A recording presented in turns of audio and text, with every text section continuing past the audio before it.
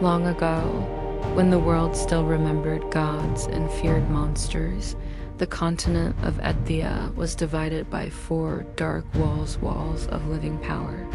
Each was ruled by a lord of calamity, born not from hatred, but from something far more ancient.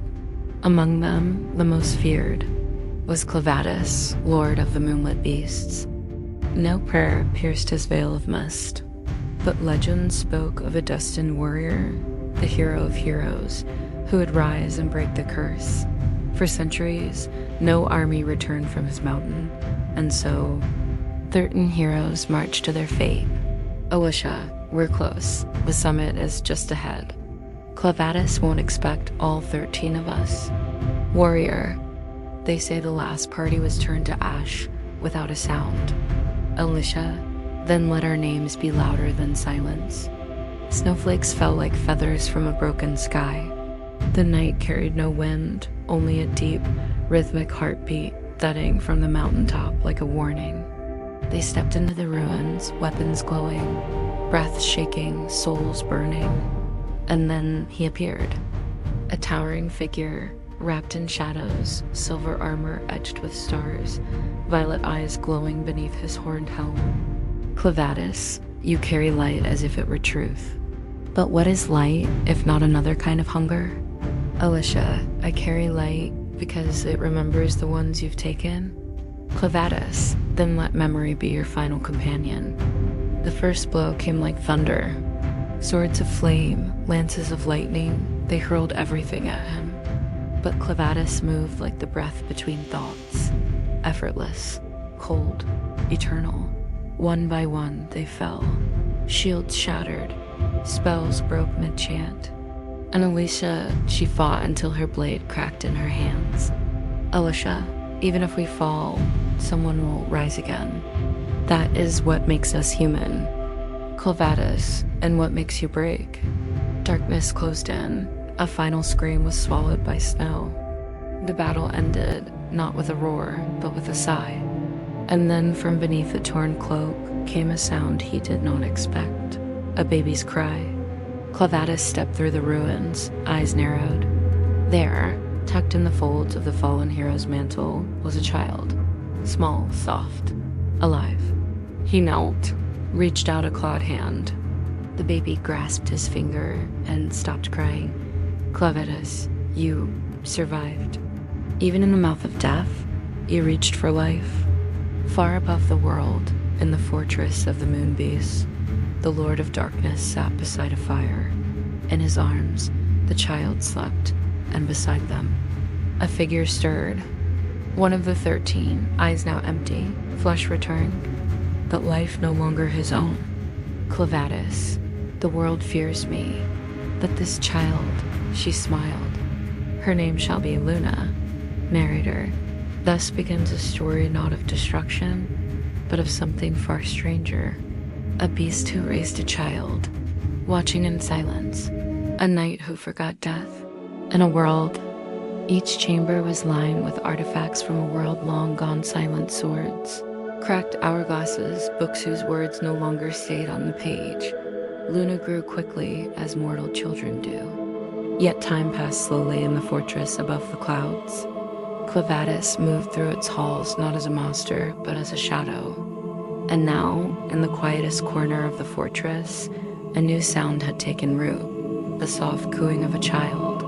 Undead might, she laughs at the wind.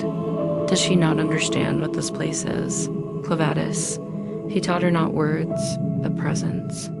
She learned silence first, then stillness, then sight. She understands more than we do. She dreams without fear.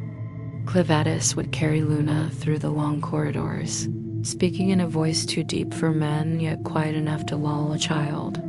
And every so often, when the moon was full and silver rain fell from the stars, Luna would look up and laugh. Clevatess, she is not afraid of the heavens, not like the others. Undead Knight, should she be? Clevatess, they watched us fall. They never wept. One night, Luna wandered from the fire. Clevatess found her at the edge of the great balcony where the clouds swirled like oceans far below. Luna, bird, He followed her gaze. A single white bird circled in the fog. Clevatess, even here ... life finds us. He reached out, gently lifting her into his arms. Clevatess. What do you see, little Luna? Luna, sky. Clevatess. No, that is what I see. You ... you see hope. And so days passed, and nights passed, and the heart of the mountain, long dormant, began to dream. But outside the mist, the world had not forgotten. Their bones never returned. The Church of Light declared them martyrs. Statues were raised. Songs were sung. In the sunlit cities far below, word had spread. The 13 heroes had fallen. And in a silent chamber beneath the Temple of Fairness, a new prophecy stirred. High Priestess, send scouts to the north. The fortress is not empty. The barrier remains.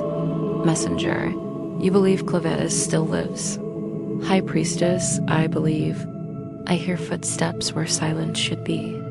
The scout party moved at dawn, cloaked in white to blend with the snow. They were not warriors, only seekers. Carriers of sigils and listening stones, trained to observe and retrieve. The world turned soundless, as if afraid to draw attention. At the foot of the mountain, the wind grew still. Scout leader, step carefully. Speak only when the runes permit.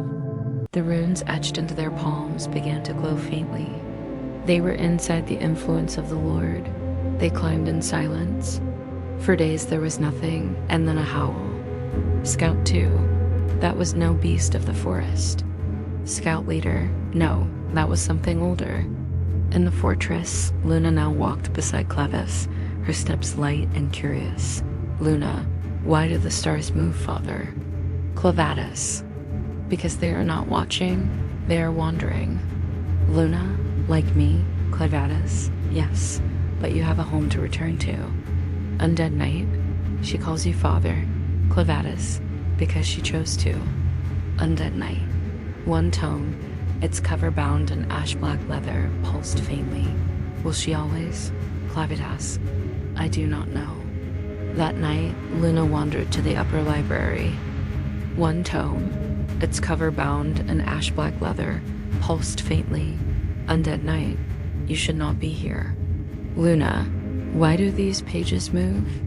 Clevatess, that was left behind by the first flame-bearer. Luna, who was he? Clevatess, a man who thought light would save the world.